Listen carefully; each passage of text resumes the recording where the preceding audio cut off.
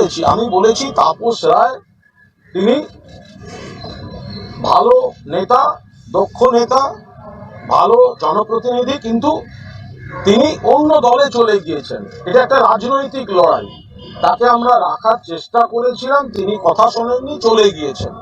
তা আমরা মমতা বন্দ্যোপাধ্যায়ের নেতৃত্বে, অভিষেক বন্দ্যোপাধ্যায়ের সেনাপতিত্বে তৃণমূল কংগ্রেস করি, এবং আমার ভাষণেও বলেছি যে আমাদের প্রার্থীর নাম সুদীপ বন্দ্যোপাধ্যায়, ফলে আমি সুদীপ বন্দ্যোপাধ্যায়ের হয়ে কাজ করব।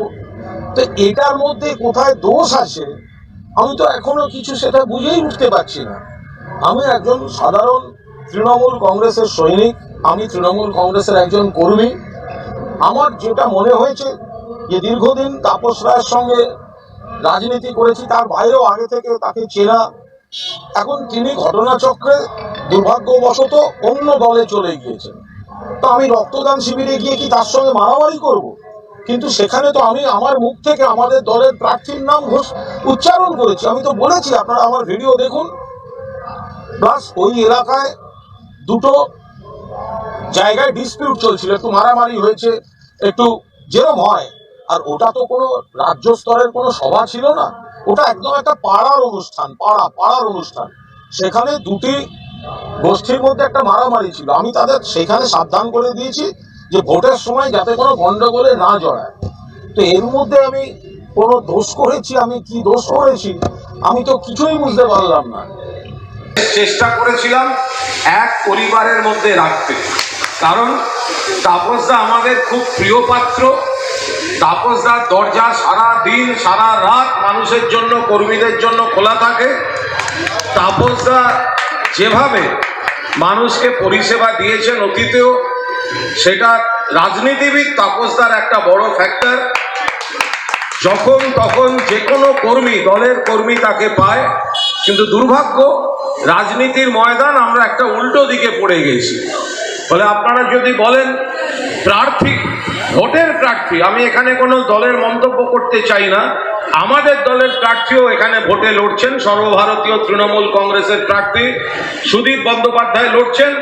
আবার প্রার্থী হিসেবে ব্যক্তিগতভাবে তাপসদাকে আমি কোথাও জনপ্রতিনিধি হিসেবে 1 ইঞ্চি পেছনে রাখতে পারবো না, কারণ তাপসদা মানুষ হিসেবে, সংগঠক হিসেবে দরজা খুলে, মন খুলে মানুষের জন্য কাজ করে। দুর্ভাগ্য উল্টো দিকে।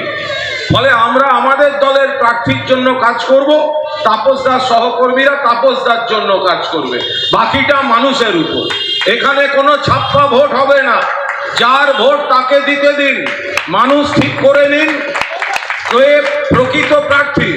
যদি কোথাও কোনো ছাপ্পা হয়, জেনে রেখে দেবেন তৃণমূল কংগ্রেস নেতৃত্বই বারণ করবে একটা ভোট যেন মানুষের ইচ্ছার বাইরে কোনো বুথে কোনো অবস্থায় না পড়ে, বাকি মানুষের উপর ছেড়ে দিন। অগ্নিবীণা ক্লাব ভালো কাজ করছে। গরমের মধ্যে ব্লাড ব্যাংকে রক্ত দরকার, আপনারা সেই রক্তের আয়োজন করছেন। তো সুতরাং তাদের সকলকে শুভেচ্ছা। প্রদীপদা এবং সবাই, ঝন্টু থেকে সবাই যারা আছে পাড়ার সকলকে বড়দের প্রণাম, শুভেচ্ছা। সামনে ভোট, আমি একটা দল করি, আমি আমার দলের প্রার্থীর সম্বন্ধে বলবো, আমি আমার দলের প্রার্থীর হয়ে ভোট চাইব, বাকি গণদেবতার ইচ্ছা। ভালো থাকবেন। জয় হিন্দ, বন্দে মাতরম, জয় বাংলা। কুণাল তার পর্যবেক্ষণ যা সেটা বলেছে, এবং কুণালের বিরুদ্ধে সেটা ওদের অন্তর্দলীয় ব্যাপার, আমার কিছু বলার নেই। তাহলে কি তৃণমূল দলে সৌজন্য বা গণতন্ত্রের কোনো জায়গা নেই? এরপরে কি বিবাহ বাড়িতে, সামাজিক অনুষ্ঠানে যাওয়ার ব্যাপারেও কি ওরা দৃষ্টি দেখে যাবে? কে কে নিমন্ত্রিত এটা জিজ্ঞাসা করবে, করে যাবে? কারণ যেখানে আজকে গিয়েছিলাম আমি, আমার সকালের প্রচার সেরে, অগ্নিবীণা ক্লাব আমার পুরনো কেন্দ্র, বিদ্যাসাগর কেন্দ্রের অন্তর্গত বেশু চ্যাটার্জি স্ট্রিটে প্রতিবার আমি যাই। প্রতিবারই ওরা নিমন্ত্রণ করে যায়, এবং কাকে ওরা নিমন্ত্রণ করবে করবে না সেটা তো আমি ঠিক করে দেবো না, একটা ক্লাবের ইনভাইটি লিস্ট। তো সুতরাং আমি সেখানে, অনেকেই এসেছিল, সেখানে অনেকে এসেছে, তৃণমূলের অনেকেই ছিল, আবার কংগ্রেসেরও ছিল, বিজেপিরও ছিল, খোঁজ মিলে দেখা যাও আরো অন্য দলের ছিল। এখন গণতন্ত্রের কথা বলবো, সৌজন্যের কথা বলবো, অথচ সেখানে সত্য কথাটি বলা যাবে না। সুতরাং ওইখানে যে কথাটা বলেছিল তার মানে গত পুরসভার ইলেকশনে তো